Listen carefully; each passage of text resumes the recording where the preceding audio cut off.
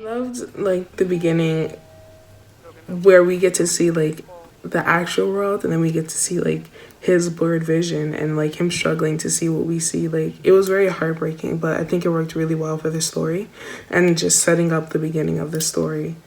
When we eventually do meet the woman, it's like so powerful hearing her speak. Like you can hear the passion and like the intensity in her voice. I also loved watching her look around at different parts of the home and like watching all these different parts come to life through her eyes.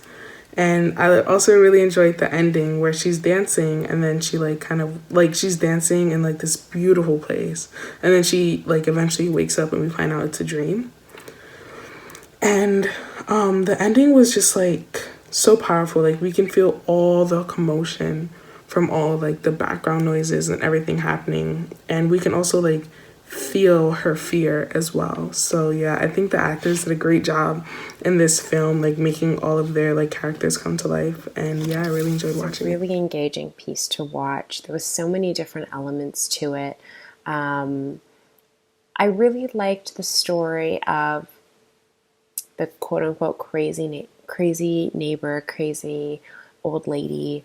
I've definitely encountered characters like this in my own life, and I always wonder, and I always view them with empathy, because you never know what's going on in somebody else's life. And what's great about this film is that you do get a little inside scoop into what this woman's life involves and entails, and what's her history and what's her experiences and how did she get to this point. And I think that the storytelling was done with a lot of care and a lot of empathy, and I think that there was no like disrespect or making fun of this woman. She was such a fascinating character. I think that the actress did an amazing job. I think that the visuals were awesome. The dream sequence was awesome and cool and fun. And this film was very different and very creative and very unique, and I enjoyed it very much. I really enjoyed things like the locations. There were some great choices for shots, especially a few of the outside shots. I love the grittiness of it. I love the light and the contrast. That was all great. Even the way the interior of the old woman's home was sort of set up and framed, you get that claustrophobic feeling. It's just really smart, really well done. Had some really nice, cool camera work, and felt they chose strong music to line the piece and carry the piece. They had nice transitions with this. They were able to create a lot with very few words. They didn't rely on the dialogue to carry the theme and the meaning of the piece.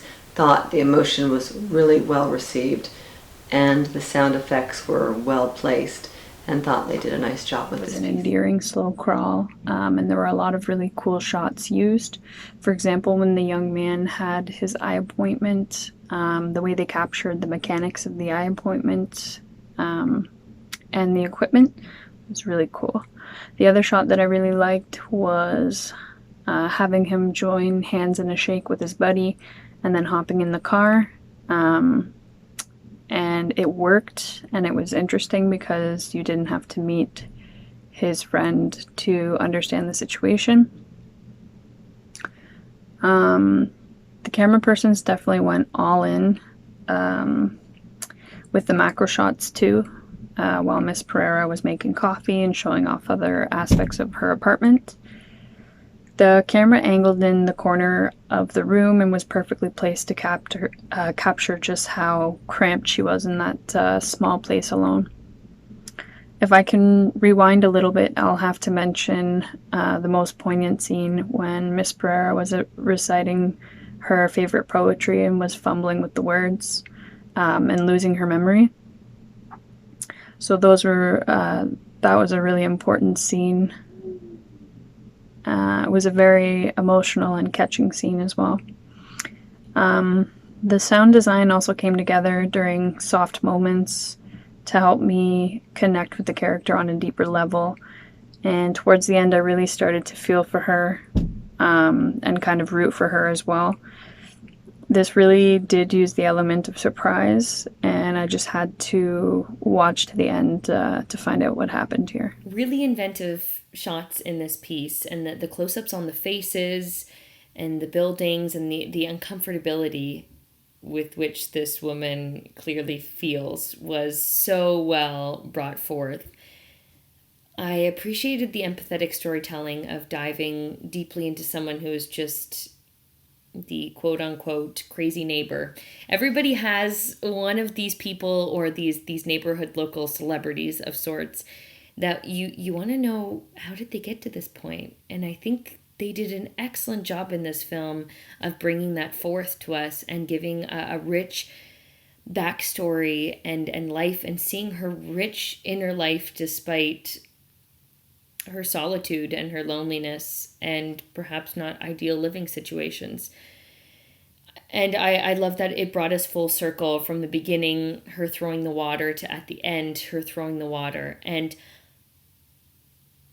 I think if anyone ruined my incredible dream of dancing with a very cool looking Jesus because they're too loud, I would probably throw some water too. The dream sequence was incredible. And yeah, I very much appreciate this piece. And it made me, I guess, curious about my own neighbors and their stories and their lives. Hamish Ragnoli's excellent camera work, which really kept us focused on from everything from the spilling water to the crawling spider. I was really enraptured with the cinematography throughout the show. And I kept thinking about the title, Shine and Shade, and it seemed to me that Rose clearly shined when she was in her moment of, for lack of a better term, madness. She's envisioning Jesus Christ spanking the doctor who lives next door. And she's in perpetual shade when she is immersed again in reality. And it's sort of a reality is shown to us as very unhelpful, disrespectful. There's terrible poverty and survival rampant throughout her environment, and she is living through it by, once she was a teacher, but now she seems to be living in her own introspective world of William Blake recitals. And it's sort of it was a character study, very much like Blue Jasmine. I believe it's a character study of how someone just kind of lost their mind or their ability to operate in society. And the ironic thing is, with a society that is as unhelpful and uncooperative as this one, who would want to? It was such an interesting story to tell, and made me want to reach out and check up on my older relatives, make sure they have somebody to check in on them every once in a while. But I also loved the moment where the man had put down the care package but didn't want to intrude, didn't try and stay or anything, but stayed long enough to hear her get it. And I loved that because that was such a good moment and that was so well done. I really enjoyed it. Thinker, for sure. It shows life in the abstract, not necessarily in the fact and the mundaneness and normalcy of it all, but in the more intricate moments that we spend inside our own minds or even just alone with ourselves. There are a lot of noteworthy visual moments, I believe, throughout it. Of course, the first time when she throws the water on him is quite noteworthy in itself, but then there's also her dancing with what looks to be Jesus in her kind of dream. There's her reciting a beautiful William Blake poem. I mean, so many moments really reach out to you and make you want to think about what their greater significance is, and I think that's what great art does. So it's certainly an achievement of the filmmakers that they were able to create such a piece that is beautiful in such a quiet but sincere and at times severe way.